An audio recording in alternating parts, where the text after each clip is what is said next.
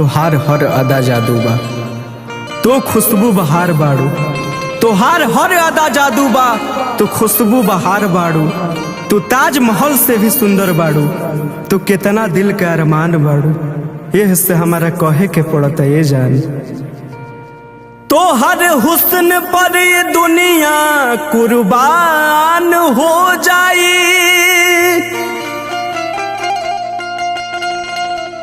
होठ पर सिकवा भी आई तो सबब हो जाई।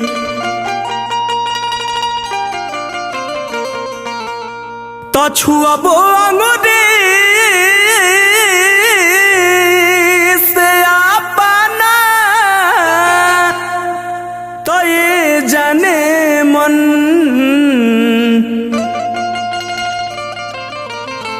सादा पानी भी बन के शराब हो जाई।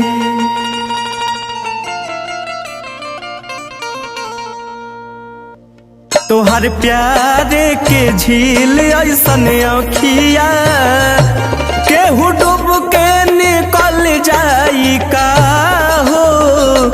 तोहर प्यार के झील ऐसन अखिया केहू डूब के निकल जाई का हो। तू तो लहकत जवानी के दरिया केहू गिर के निकल जाई का हो।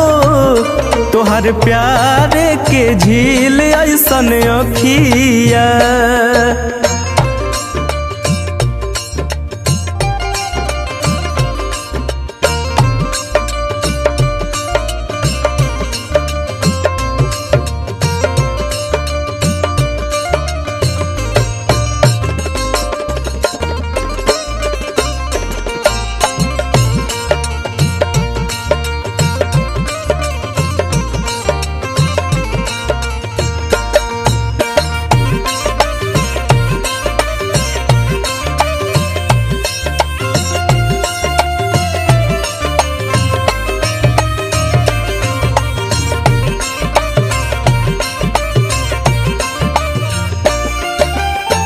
गाल गुलाबी बड़ा होठवा लाल बा, मुँह पे पानी जवानी बेमिसाल बा।